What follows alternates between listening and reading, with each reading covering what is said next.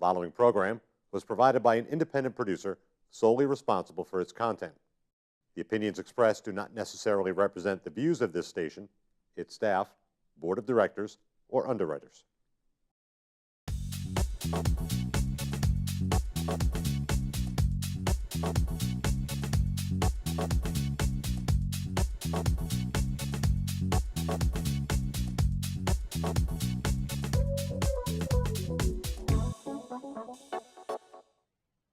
Welcome to Let's Talk Beauty. I'm Sharon, and we have an amazing guest today, Kris Blevens from Kris Cosmetics. We're very excited. We've already been talking up a storm here today. Before we get started with her, I have to do another shout out again, as usual, as I always do, to Cheryl Fresh of Nashua, her little bling bling I have. Love it. To match, I wore this for my fashion show. She has really nice stuff, accessories. Go check her out in downtown Nashua. So how are you, Kris? You know, I'm just excited to be here. I'm excited to have you. We've got so much to talk about. I know. We're going to have to do this like several times. Yeah, or blah, blah, blah. Yeah, exactly.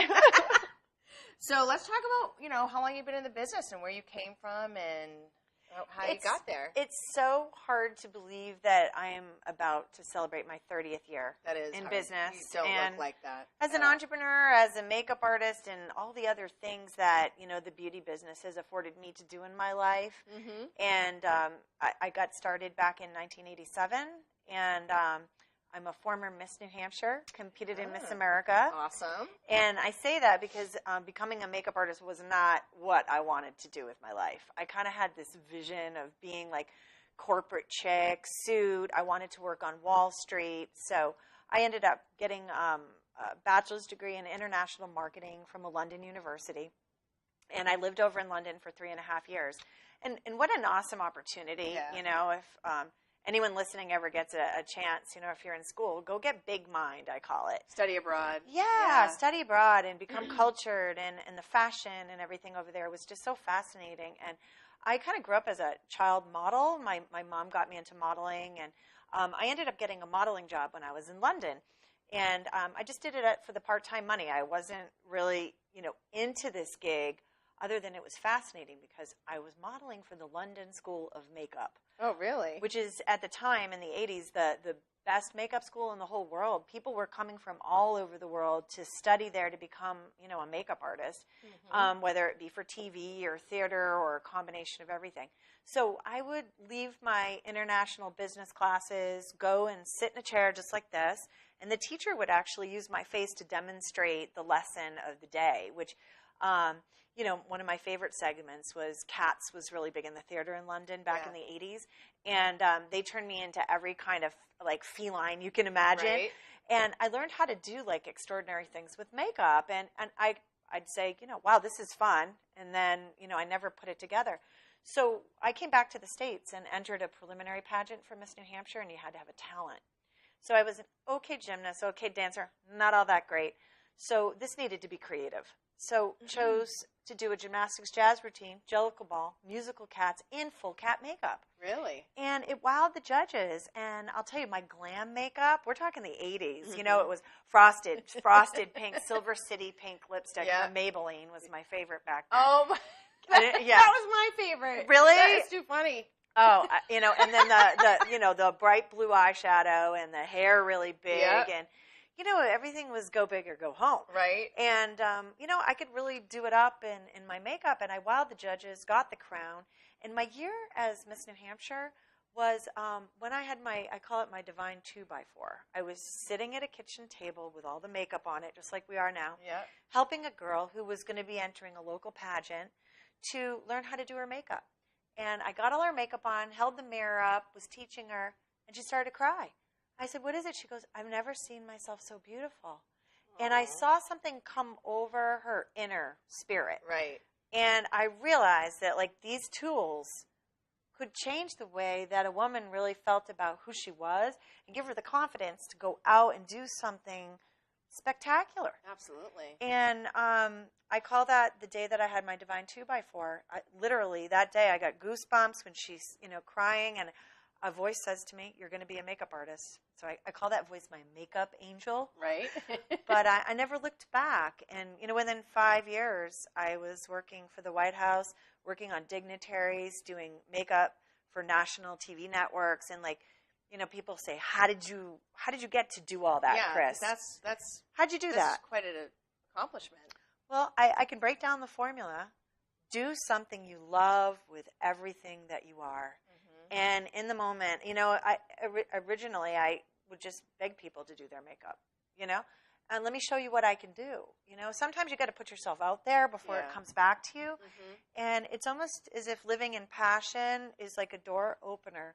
And it has been for me. And I can, honestly say 30 years later, I love what I do as a makeup artist and everything that involves today more than I ever have. Right. And it's 30 years later. So, wow. You never know when you're going to get a divine 2x4. Yeah. So that must have been, and you're still doing political primary events and all that stuff. So that must be. This sounds cheesy to say, but it's true. I think it sounds egotistical when I say I'm one of the country's, if not the country's top political and media makeup artist, but I am. Yeah. And, this election just passed. This was my 6th New Hampshire primary, but I work on the national circuit for major networks, CNN, NBC, ABC, CBS, as well as I've traveled with individual candidates and made up every presidential candidate in the last 6 elections. So I specialize in debates, and so I've done substantial national travel on the national circuit. Handling the high pressure, really intensity of live TV, and at a level that demands perfection and all that. And I tend to thrive in chaos. I don't know. It's just I'm with you. Yeah. Yeah. 50 things going on at once or whatever. It's going to get done and no problem. Me and boredom don't get along. Right. We never have. I've been this way. Some people say, Kris, you have so much energy. Yeah. You're always starting something new or doing something. And I look at it this way. Life is a gift. And what you do with it and what you take of yourself and share with the world is going to be your experience. Can I ask you a question? I think we're so much alike. And my clients are, I go, what am I going to do? The fashion show is over. And Sharon, I'm sure when I come in here next time, you will be on your next project or whatever. And for me, I realized since my kids are grown up, this is when I've become crazy. I want to be everywhere. I want to do everything that I possibly can and get involved in whatever I can and spread my passion and my drive and all the things that I'm passionate about. So I don't know if that hit you after, your kids are older. You have more flexible time to travel to do those different things, But I've always I raised my kids in a way where they had a working entrepreneurial mom. Right. And, that's a choice too. Yeah. I didn't stay home. I did for a bit with each one, for 6 months. Right. But it was one of those things where I wanted to do both. And I feel like I did it successfully. And I've raised, 3 boys. They're not in the makeup industry. But that really are go-getters, and they want to go out and find their path. And, what I say to women is don't let the empty nest get you down. No. This is not a time to depress. This is a time to fly and thrive. Absolutely. And not be afraid to dream and to make things happen. And I, like you, have had an amazing surge. My youngest is a freshman in college. So really this is been my first year of, he comes home every weekend though. He really does. He's not out of the nest, but right. there's time. And the way I look at it is I could relax in my downtime, or I could do something with my time. And, right now I'm, I've opened an emergency recovery shelter dealing with the opiate crisis called the Amber's Place in Manchester. To address that, I did have a stepdaughter pass away 2 years ago from an overdose, and it changed my life. And, I don't know about you, but I'm somebody that when I see a problem in our community, being an entrepreneur in a community is about being a part of a community. Absolutely. And when I see something going wrong, I'm not one to step back and kind of run in the other direction, well, this is too big. I'm not somebody that sits and just stares at things and, well, that doesn't affect me. I'm somebody that loves to run into a problem, So I think empty nest for me has been about being a philanthropist, being a, Yes. being part of a humanitarian effort that enriches the lives of the people in New Hampshire or beyond, if it goes there. And that to me is fulfilling. Entrepreneurship has been for me all about self initially. Like, I got to build this, I got to do this, I got to feed my kids, I got to prepare for my future. But you get to a point where you're like, been there, done that. Now I want to give to others. Right, and we have such a need for that. So thank you so much for bringing that on. I mean, that's amazing, and hopefully we can work together on a project to, raise money for that. Yeah. Absolutely. For Amber's Place, definitely do some benefits. Yeah, for that. and anyone listening that wants to just kind of get up off the couch and go, I want to do something for my community, can contact us, and we can put something together. Absolutely. In our communities, because it's affecting Nashua, Manchester, Concord, everywhere. I just got back from a trip out west, and through Arizona, California. It's everywhere. Yeah. So, and it's the women who have children that are suffering too, that need the support. So I think in our beauty business, they need to take time and do some self-care. Yeah, I think that would be great to maybe do some sort of little beauty pageant, or make them feel good, get them back on track to, maybe they've had this vision of where they were, at that one moment in their life, and they just need to get back there, and we can do whatever we can to help them get there. There's nothing more beautiful than women empowering other women. And I've always thought that, like, a compliment coming from a woman is like, you take it, you go, wow, thanks. Like, wow, your hair looks great. I love your hair color. Like, if a woman says that to a woman, you're like, wow, this must be really good today. Yeah. Or I love your outfit. This top is actually fabulous too, by the way. I love it. I want it. But, it's like, we don't realize the power that we have with one another to raise each other up. Yeah. I think it's come united, stick together, and, just make everybody feel wanted and beautiful and needed in whatever way that may be. I was going to say something else. That I lost You know what the greatest lesson I've learned being a makeup artist and working one-on-one with people for 30 years is that there's something absolutely beautiful about everybody. Yep. And if you can see that and bring it out and express it, but even as I'm working at Amber's Place in the shelter, now we're an emergency recovery shelter, and there's people that are just fresh overdose that have been survived with Narcan that we're serving. So they're brought from the emergency room right to us. And they were on the verge of death. They were, okay? And their lives have been destroyed by their substance use disorder. And to be able to look at them and see a sparkle beyond what they can see in themselves, I know that being in the beauty industry has given me that vision to see the beauty in the sickest of the sick even. Oh, yeah. And so those of us that really believe in beauty and life, whether it's inner beauty and outer beauty, the two are so commingled. And when we help somebody on the inside, we help their outsides. Right. And I think it works the other way too. Call it superficial, but you give somebody a great new hairdo, a great new makeover. Oh, yeah. And they get a spring in their step. Yeah. And then they maneuver different in their life with a newfound confidence. And to me, that's the greatest gift of being in this business. Yeah. What was the date that you opened up Amber's Place? It was 7 weeks ago, March 1st. 7 weeks ago. Yeah, we haven't had any state or federal funding at all. And we're relying completely on community donations. And we are serving people all over the state are coming to Amber's Place. So in 7 weeks, we have had 45 guests. 43 of the 45 have been placed in treatment and are still engaged in their recovery. I'd like to say their lives have hopefully been changed forever in the lives of their families that, want to see them thrive and do well. I thought the governor I thought they were working on something.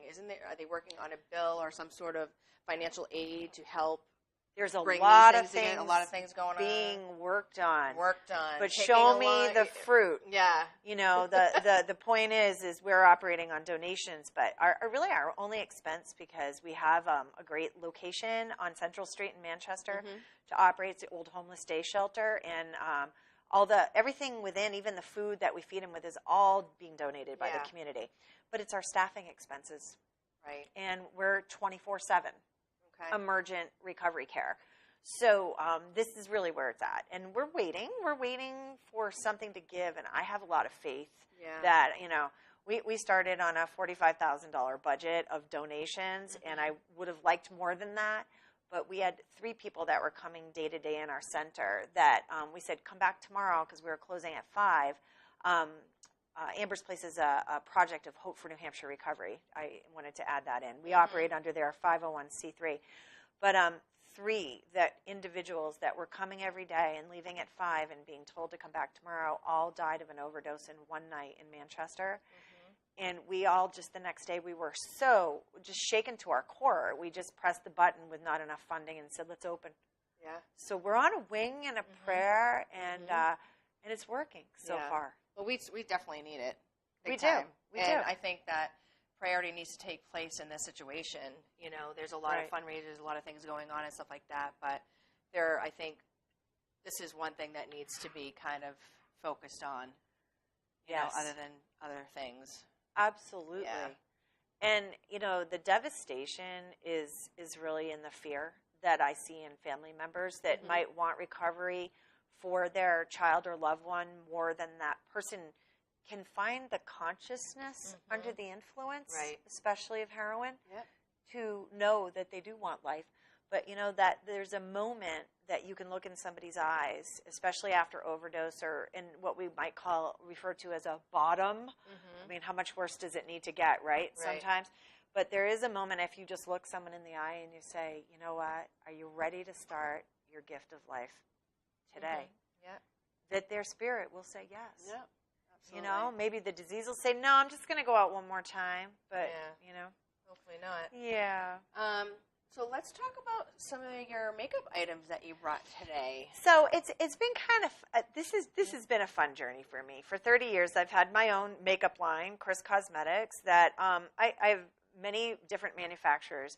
My whole thing is if I went out right now to go and find one makeup line that did it all really well, I can't find it. Yeah. I like somebody's mascara. I like somebody's foundation. I like somebody's, and if you look in most women's makeup bag, oh, there's a little bit of everything. You see, like, wow, like, whoa, how overwhelming. And one of the things is I'll go through like Target or Walmart, and I kind of zip through the makeup aisle, and I like looking down the aisles and seeing all the confused women standing there, like looking at the wall, like, I don't know what's good for me. And the bottom line is, as women, we are not objective of ourselves. I even find, like, if I make somebody up with my coloring and they look good, I'll be like, I'm taking that home tonight. Right. Because I love it, I don't know, until you say to me, hey, Kris, that looks really good on you. Yeah. I don't know. So one of the things at the studio that is my number one service is the one-on-one makeup lesson. You come in, we sit down for an hour and a half, and we're going to go through everything. I mean, my desire is for every woman out there to be her own master makeup artist. Right. So I needed to put together my own line and create my own language of stuff that was the best of the best. So I brought some of my favorites, and just so women know, like, primer is like a big thing. Everyone's like, I got to use my primer. Some women, I'll say, do you know what primer's really doing? They'll be like, no. I just know I got to use it. Right. So, like, I think understanding what primer is, this is our best-selling product. This is my refreshing primer. This is a custom product that does, it's an oil-free moisturizer, calming serum. So it's good for sensitive skin. It's good for oily skin. It's good for everybody. So, and it's got pore and line filler. It's a Bondo, okay? But it's clear. So what happens is kind of like if you got a dent in your car, and you filled it with Bondo, you need to paint over it, and you would never know where that dent was. Right. Same thing. So this is used under makeup, and this is also infused with light reflective glow particles from iron oxides. And that's one of the staples in all of my, what I call my canvas products, is that they're not sparkly, but they're luminous to the point where your skin looks brighter. I like to say you're going to look like you're on a new vitamin regimen when you use this stuff. Right. Because all of a sudden you're going to look radiant and glowing. So primer is built into also, like BB cream is, a lot of people don't know what BB cream is either. So my BB cream has a lot of different things. It's a moisturizer, a primer. So you wouldn't use both of these. Okay. You'd use one or the other, but this is a little bit more matte. Okay. Okay? And what BB cream really is a magical self-oxidizing skin tone corrector. It also is a great pre-concealer. So like it comes out like a moisturizer, and when you put it on, you know, you can go under the eyes, but you got to wait. It's like a mood ring. You put it on and then it turns the color you are. BB cream self-oxidizes to even out like broken capillaries, mild hyperpigmentation. Also, as we age, the skin around the eyes gets thinner and thinner. We get, I don't call it dark circles. I call it, no, you have transparency. You're getting a little transparent. Yeah. You know, what it does is it helps to make the skin look a little bit more like it did when you were youthful. So, like women that use BB cream are low maintenance women that don't need a lot of coverage from a heavy foundation. But it's magical to watch it work. You put it on and then, you know, 1 minute goes by, 2, I'm looking better, I'm looking better, I'm looking better.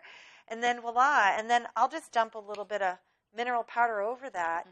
And women want simple. Yeah. They do. Maximum results with minimal makeup, minimal time. Yep. And that's really kind of my goal is like, you know, what's your lifestyle like? How much time do you really want to take? And how good do you really want to look? Yeah. And the answer to that, I have no time and I want to look amazing. Right. Okay, we can do that. Yeah. I think so what where BB cream came from, BB cream was an Asian product, and it was specific, okay, to overseas. It wasn't here until about 2.5, 3 years ago. Really? BB, in America, we Americanized it. It stands for beauty balm, okay? But in Asia, it was called blemish balm because it has healing potential in it to help eradicate sensitivity and breakouts in the skin. So that property still exists in it. So, you know, a lot of times you look at a shiny package you buy, you don't know what it's doing, and you don't know that it's doing more than what you even knew. Right. So this is kind of like a miracle product, and I'll use it as a primer under heavier foundation, as a pre-primer concealer under foundation too when I'm doing TV makeup or something, or I'm doing a bride. Yeah. To kind of layer and build things on. But we have to have a talk about contouring. Yes, we do. You're talking about YouTube videos? Yeah, I'm talking on how to contour. Bless them. We have 5 minutes. Yeah, we have 5 minutes. Well, bless them. So, I call it dirty face contouring because you can tell, like, if you go to the mall, there's a lot of girls walking around with, like, the really dark stuff in here and dark stuff here and down the nose and all that. Back in the day when black and white photographic makeup was really like in, you know, I could use white, gray, and black and do a whole makeover. And when you saw the black and white, it looked gorgeous. But if you saw me here, you'd look like a ghoul from Halloween. Yeah. But honestly, walking around day to day in New Hampshire, you're best to contour with powder after creating a nice smooth canvas, doing your mineral powder so you have a smooth, no blotch surface, right? And kind of working. Darker colors are meant to go in the recessed areas. Back in the 70s, they used to do a lot of contouring, right? And they go like this. Right. But truly, the darker brown will go right in here lightly, but you just want to use like a few shades lighter than your natural skin tone for everyday use. And a recessed area would be like at the temple. The idea is a darker color will recede, so the area in between will pop out. And if you take a highlighter and you put it on top, what happens is it creates curves. It's kind of like a diet for your face, like a really quick, instant gratification sculpting diet. You can actually look like you dropped 10 pounds when you know how to do contouring correctly. Right? So there's dirty face, and there's correct contouring that can really accent in a really beautiful, powerful way. Yeah, that's cool. Very important to know where that fine line is. And I'm not a makeup savvy kind of girl. I'm that girl. I don't want to put too much on my face. You know, I want to kind of get out, but I definitely could use, you know, maybe a little bit of this, a little bit of this. Well, just looking at you, the two power things that you've done that I think are really in fashion right now and really important is it's all about great brows and power lashes. So whether you get lash extensions. These are mine. Yeah, those are your own lashes. See, Mhm. blessed. Yeah, I've got a full clientele of lash extension Yeah. clients that would envy you. Yeah, I have been blessed with the eyelashes. You know, people would like look up to me. Those are your eyelashes, and I'm like, you want to pull on? I mean, yes, they are. Yeah, those are really yours. No. The thing about eyelashes and brows, there are two things that don't draw attention to. I'm wearing a lot of makeup, and especially for women over 40, there are two things that can really create a lift in the eye area and a brightness and kind of wake you up. So those are two definite things for everybody, but especially for aging women that are concerned that their features are kind of going south, Yeah. right? Mm-hmm. You know, and women always come to me, say, I was the girl that made over Hillary Clinton in the 2007 debate. I did get tons of international press on that. And really what it was, people come in, they say, I want the Hillary. And they don't want to look like Hillary. They want, maybe some do. I don't know. We have some very vital supporters. But they want to look illuminated. They want to look bright and lifted. In between brows, lashes, light reflective makeup, contouring, and the perfect lip color. Yeah. You're a makeover away from fabulous. Really. Yeah. And Love it's it. fun. Yeah. A lot of women say, I'm not creative. I can't do makeup. That's not true. Makeup might be the one thing you could learn, and it's just your face. Like, I have to know how to do everybody's face. Right? But you only have to know how to do your own, Right. and I can teach you how to do that. Yeah. Well, I mean, I can do makeup, obviously. You do a great job I have on your a salon makeup. and I dabble in it, but that's not, I would say that is not my strong point. Your focus is hair. Yeah. Right, which is not my focus. Right. You know, I mean, oftentimes, and this is that beautiful collaboration of like, I'll take care of their face, you take care of their hair, and then they are all together. Right. I think the most important thing about hair is teaching somebody how to do it themselves. Yeah, I'm gonna Like we're gonna break need in a the workshop, straight 'cause iron. I know my clients say that to me several times. Oh, I won't look like this again until I come back and see you. And I'm like, well, next time you come in, we're gonna do a little. I'm going to show you. Take the brush, blow dry your own hair, and go through it yourself. You can do this yourself. Like, how do Take you a little hold the time. curling iron to get those curls down there? It's a flat iron. A flat iron. Can you give a quick tip? What do you do? How do you do I that? take the flat iron and I just kind of turn it and go. So I That's just do it? one flip and go. And it does that? Yeah.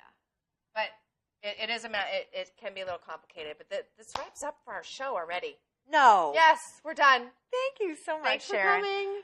It was great. Till next time. You bet. All right.